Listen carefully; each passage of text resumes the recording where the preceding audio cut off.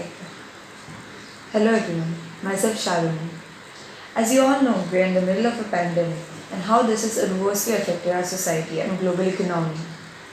Thousands of lives have been lost and dreams shattered due to this pandemic. Lockdown had been imposed in order to curb the spread of the coronavirus. The global economy has suffered a lot due to it. Today, I would like to take on this platform to share with you the story of a JEE aspirant, what quests and troughs he had to go through, and also my intention to bring to you this story. Scene 1. Aman is seen enjoying watching a movie on his laptop. अभी आपने जिसको देखा वो अमन सिंह है। अमन UP का एक middle class लड़का है जिसने जेईई और अदर इंजीनियरिंग एंट्रेंस एग्जाम के लिए एक ईयर का गैप लिया था। उसने रेजोनेंस से कोचिंग ली थी और लखनऊ में रेसिडेंशियल अलॉटमेंट में रहता था। लॉकडाउन की वजह से वो अभी अपने घर में था। अमन एक बहुत सिंसियर स्टूडेंट था। उसने अपने सीबीएसई 12th बोर्ड में 98.25% मार्क्स सिक्योर किए थे और जोनल टॉपर था और अपने स्कूल का हेड बॉय भी था। जेई में उसके केवल 94.65 परसेंटाइल ही आए थे और एडवांस क्रैक नहीं कर पाया था। स्कूल के एग्ज़ाम्स, कोचिंग और हेड बॉय होने की वजह से वो जेईई पे ज़्यादा ध्यान नहीं दे पाया था, इसलिए उसने एक साल का गैप लेके जेईई क्रैक करके अपने ड्रीम कॉलेज में जाने का फैसला लिया। रेजोनेंस में कोचिंग लेने के बाद उसके ग्रेड्स काफ़ी इम्प्रूव हुए और वो अपने कोचिंग में हमेशा टॉप करता था और उसके टीचर्स का मानना था कि मैथ्स उसका नेचुरल टैलेंट है। Scene 2. Aman is busy scrolling through his phone on Instagram.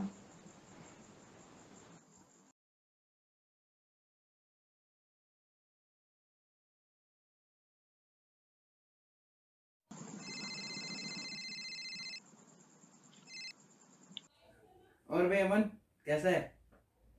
अच्छा सुनना भाई, यार मेरे ना कॉम्प्लेक्स नंबर के कुछ क्वेश्चन सॉल्व नहीं हो रहे। तू जरा सॉल्व करके मुझे भेज देगा क्या? हाँ हाँ, भेज भाई, ट्राई करता हूँ मैं। तू भेज, मैं ट्राई करके बताता हूँ तेरे को, ठीक? चल ठीक है, मैं तेरे को ना अभी व्हाट्सएप करता हूँ, तू चेक कर ले, ठीक है?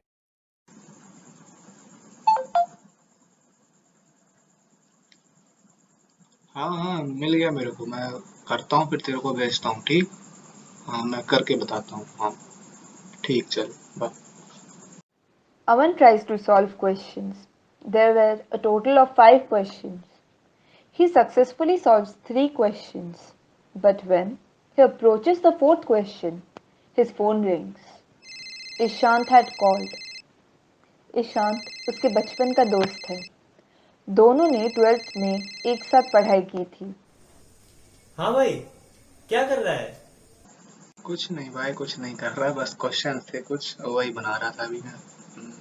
क्या भाई, क्या पढ़ाई कर रहा है? अभी क्वारंटाइन है, थोड़ा चिल कर ले। तू अच्छा बच्चा है, कर लेगा। चल ना अभी पबजी खेलते हैं। मैंने टीम बना दी है, तू ज्वाइन कर, बहुत मजा आएगा। हाँ अभी अभी देख, अभिमन्यु अभिषेक भी आ रहे हैं। हाँ तू भी आ जा। अरे वाह, रुक मैं भी आता हूँ तुरंत। Aman sends 3 questions to Rohit and tells him that he could not do them. He did not even try to solve the 4th and the 5th question. नहीं यार, अब भाई अभी नहीं हो पाएगा यार, अभी थोड़ा सा पढ़ना है। अभी नहीं यार, नेक्स्ट टाइम खेल लेंगे भाई, please next time. Next time पूरा खेल लेंगे यार। चल ना भाई, अभी रात भी हो ही गया है। कल सुबह पढ़ लेना। अभी खेल ले, सब ज्वाइन कर लिए हैं। हाँ आ जाना। अच्छा ठीक है, सुबह पढ़ लूंगा। अभी आ जाता हूँ। अब खुश खुश ना? They had a good time playing PUBG that night, and his friends gave him good movie recommendations and decided to play PUBG every night henceforth. Scene 3. July 4th. The scene starts with Aman checking his mock results. He has scored 35 marks in chemistry, 40 in maths, 23 in physics. Rohit calls. और भी अमन कैसा है भाई, कितने marks आए? बहुत कम आए हैं यार, मुझे सिर्फ 98 ही आए हैं यार। बहुत कम हो गया इस बार तो।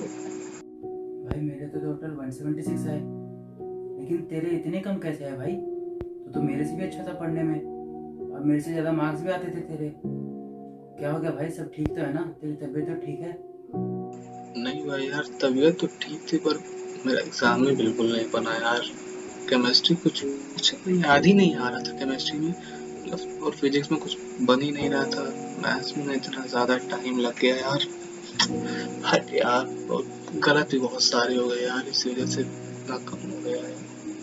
पता नहीं कैसे हो गया ये सब,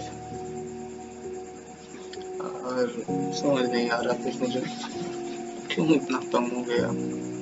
भाई कोई नहीं भाई, सब ठीक हो जाएगा, चिंता मत कर। अभी नहीं तो नेक्स्ट टाइम हो जाएगा, चिल कर। Rohit hangs up the call, and at the same time, Aman's father calls him up.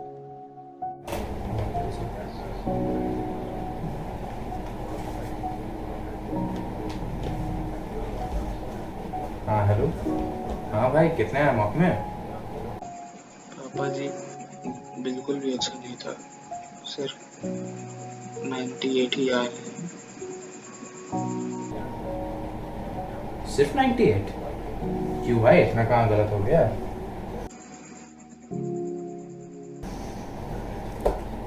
हम देख रहे हैं आजकल आपका ध्यान पढ़ाई लिखाई में बिल्कुल भी नहीं है। आजकल तो सिर्फ आपको अपना फ़ोन और लैपटॉप दिखता है। देखिए, हमने आपको वो सारी चीज़ें समय व्यर्थ करने के लिए नहीं दिलाई हैं। वो आपको सिर्फ इसलिए दी गई थी ताकि आपकी पढ़ाई में आपकी मदद हो सके, ताकि तुम्हें जब मौका मिल सके तब तुम अपने टीचर से डाउट पूछ सको, ऑनलाइन क्लासेस कर सको। मगर तुमने तो भाई इसमें जीना ही शुरू कर दिया। हमने टोका था, वार्न भी किया था, लेकिन तुमने क्या कहा था? हाँ, कि तुम तो बाद में टाइम मैनेज कर लोगे। ये था तुम्हारा management.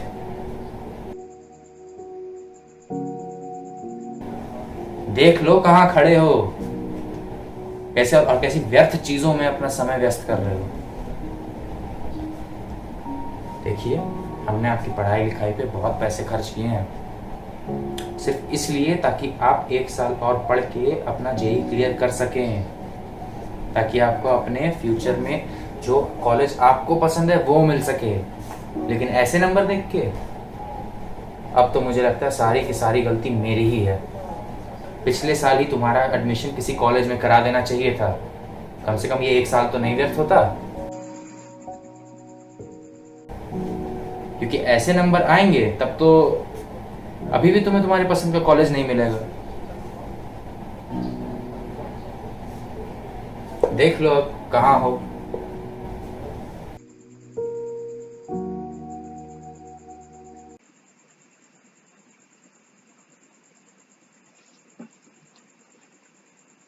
Scene 4. Aman struggling to solve questions. अमन अब दिन रात अपने पापा की कही हुई बातों को सोचता था। उसे बहुत दुख होता था कि उसने अपने पापा का भरोसा तोड़ा। अब वो पढ़ना चाहता था पर उसका ध्यान ही नहीं हो पाता था। उससे कोई क्वेश्चन ढंग से बन ही नहीं रहे थे। उसने अपना मन बना लिया था और सोच लिया था कि उससे कुछ नहीं होने वाला है।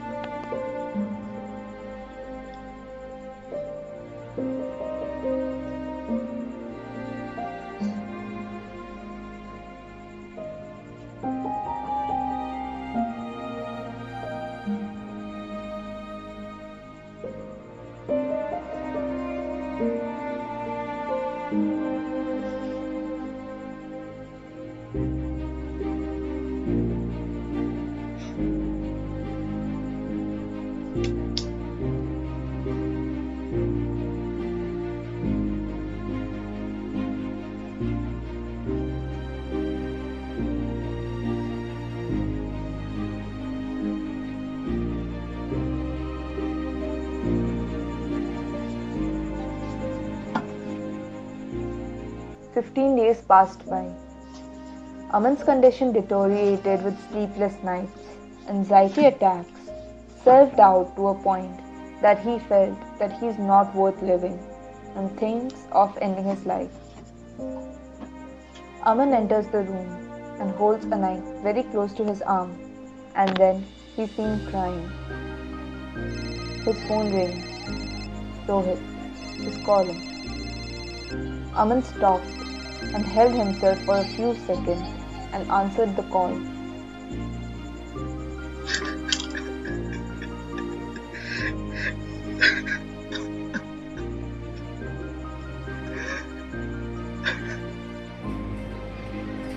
अमन भाई तू रो क्यों रहा है? क्या हुआ? सब ठीक तो है ना? कुछ ठीक नहीं है भाई, कुछ ठीक नहीं है, मुझसे नहीं हो रहा यार, मुझसे नहीं हो रहा। कोई भी क्वेश्चन सॉल्व करने चाहता हूँ, नहीं हो रहा मुझसे। मार्क्स भी बहुत गंदे जा रहे हैं यार, रातों को नींद नहीं आ पा रही है, एग्जाम से डर की वजह से कुछ प्रोडक्टिव नहीं निकल पा रहा है यार। मम्मी पापा को भी बहुत लेट डाउन कर दिया यार। कुछ तो ऐसा लग रहा है जीने का कोई मतलब नहीं यार, मुझसे नहीं हो पाएगा, मुझसे नहीं हो पाएगा। ऐसा करता हूँ, मैं जिंदगी खत्म कर देता हूँ, न मैं रहूंगा, ना ही मेरी जैसे किसी को शर्मिंदगी होगी।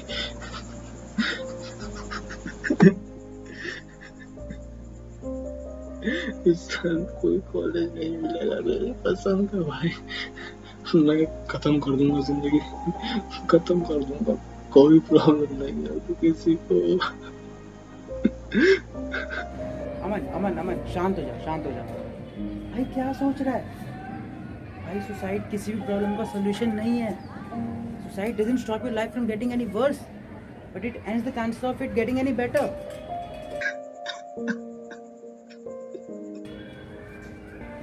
भाई अभी भी कुछ नहीं बिगड़ा है, तू आराम से कैचअप कर सकता है। भाई पिछले साल तूने बहुत मेहनत की थी और जे मीन्स भी क्लियर किया था, और अगर तू इस टाइम ये सब सोचेगा ना तो इस 2 से 3 महीने की सारी मेहनत तेरी बर्बाद हो जाएगी। तुझे पता है तूने अपने मन से ही गिव अप कर चुका है, इसलिए कुछ नहीं हो रहा। भाई देख, अगर तू मन से ये सोचेगा ना कि मैं कर लूँगा, तो भाई तू आराम से कर लेगा। भाई तेरे पास अभी भी 45 डेज हैं। वही होगा ना यार, मैंने मम्मी पापा को बहुत लेट डाउन किया है, मैं उनके सपने नहीं पूरे कर पाऊंगा, मैं नहीं पूरे कर पाऊंगा।